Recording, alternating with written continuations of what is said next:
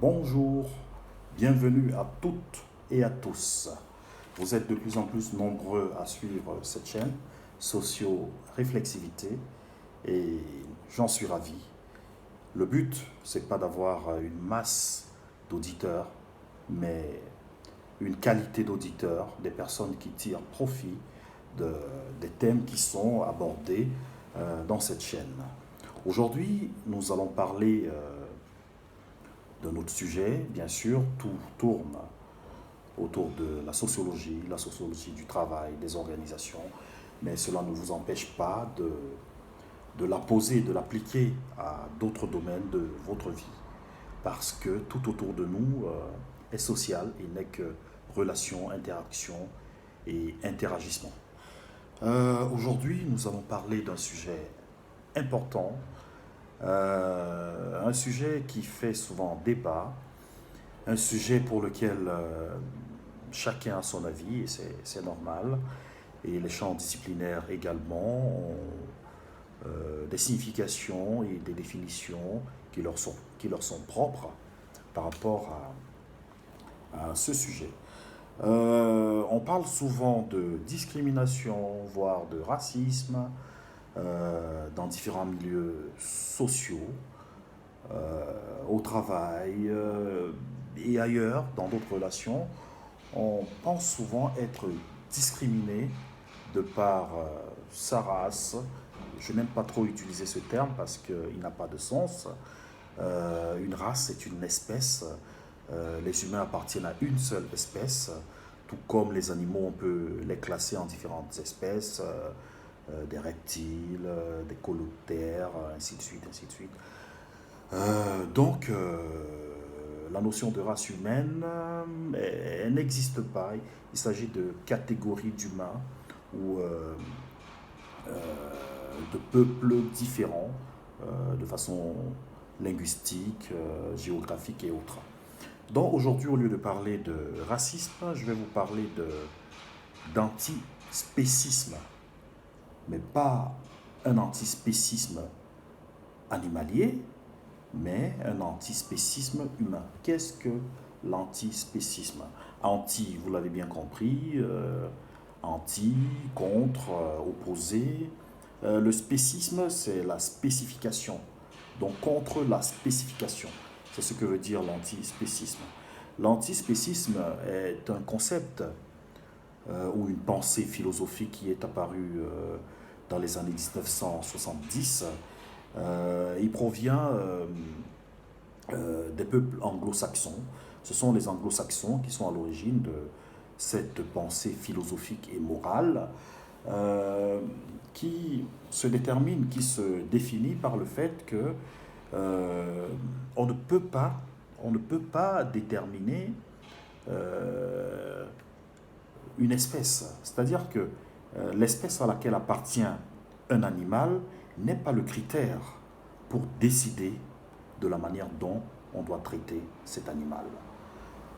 Voilà comment les anglo-saxons ont défini l'antispécisme animalier, c'est-à-dire l'espèce à laquelle un animal appartient ne nous amène pas à nous comporter vis-à-vis de cet animal selon son espèce. Je prends un exemple.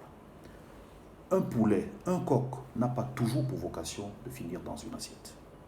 Il y a des gens qui ont pour coq, pour poulet, animal de compagnie, qui se promènent avec leur coq, qui portent leur coq, qui caressent leur coq. Jamais il ne leur viendra l'idée de mettre ce poulet ou ce coq dans la casserole. Et pareil pour le bœuf, la vache, qui est en Inde. En Inde, la vache est un animal sacré. Donc, c'est pas parce que on est un bœuf ou une vache qu'on doit nécessairement finir en steak dans une assiette. Voilà, donc je vais donc appliquer euh, cette compréhension de l'antispécisme animalier sur l'antispécisme humain. C'est moi ici qui crée ce néologisme parce que l'antispécisme est uniquement appliqué sur les animaux. Mais aujourd'hui, au lieu de parler de racisme, je vais parler d'antispécisme humain. C'est-à-dire, ce n'est pas parce que on est rouge, on est blanc, on est noir, qu'on doit nous traiter selon la couleur de notre peau. Ce n'est qu'une catégorie, ce n'est qu'une modalité qui permet de comprendre qui on est. Mais le plus important, c'est comment nous considérons. Est-ce que nous nous déterminons par rapport à ce que nous sommes? Est-ce que nous avons tellement intériorisé notre appartenance ethnique, culturelle, que nous agissons uniquement en fonction de ces éléments? Voilà autant de choses que nous allons aborder aujourd'hui et comprendre ce que ça signifie. Voilà. Donc, dans une seconde vidéo, je vais rentrer plus en détail sur le sujet concernant l'antispécisme humain. Comment nous devons pouvoir nous mouvoir dans la société, dans le milieu du travail, dans la famille, dans d'autres relations inter-individuelles, c'est-à-dire d'individu à individu, sans que nous-mêmes nous soyons déjà auto-censurés par ce que nous sommes, parce que nous avons tellement fait rentrer dans nous, intérioriser tout ce que nous avons acquis, de façon à ne pouvoir sortir de cette zone de confort, entre guillemets, dans laquelle on se trouve.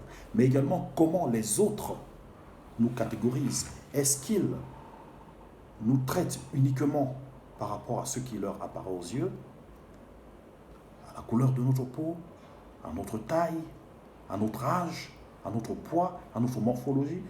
Voilà autant d'éléments qui doivent être déconstruits pour être replacés dans un cadre approprié, qui soit le cadre du travail, le cadre de relations sociales, mais c'est un travail que chacun doit amorcer et chacun doit le faire sur le regard qu'il se porte sur lui-même, mais également sur le regard qu'il porte aux autres.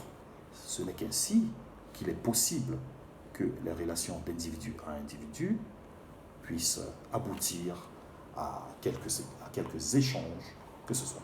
Voilà, je vous remercie pour votre attention et on poursuit dans une seconde vidéo.